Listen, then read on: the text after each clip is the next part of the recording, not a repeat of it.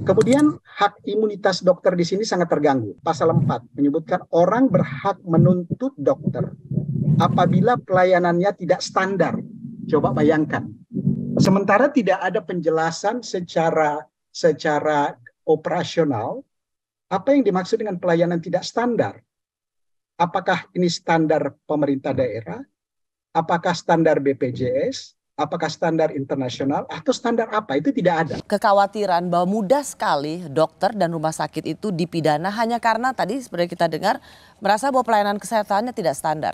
RUU yang masuk ke kita dan kita respons kemarin, itu kita justru menambahkan beberapa pasal terkait perlindungan bagi dokter-dokter yang sedang masa training. Karena itu selama ini nggak ada pelindungannya.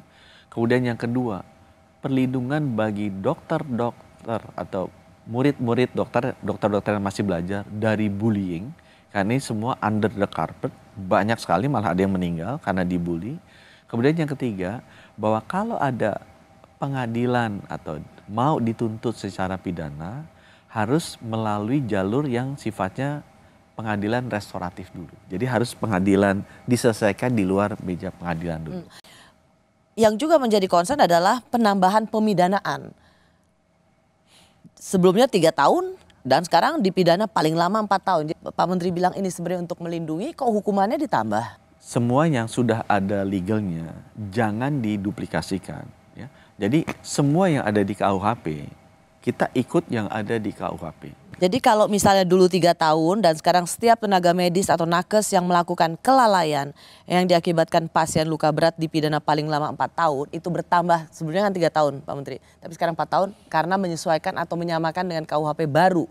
Itu harus dicek dengan apa yang tertulis di KUHP. Yang dikritik atau ditakutkan para dokter adalah tidak ada definisi kelalaian berat dalam RUU ini. Setelah ada label anti-ID, juga kemudian dianggap RUU ini akan mudah membuat para dokter di penjara atau dipidana. Berikan garansi bagi para dokter dan tenaga kesehatan. Saya tidak suka dan tidak mau dokter dikriminalisasi. Kita memasukkan pasal-pasal perlindungan, bukan hanya dia praktek, tapi mulai juga dia pendidikan. Tapi kalau ini berkaitan dengan pasien, itu harus ada ahlinya. Tapi ahlinya ini Mbak Rosi harus independen supaya kredibilitasnya baik dan masyarakat bisa trust terhadap institusi ini. Dan itu independen, tidak semuanya harus dokter.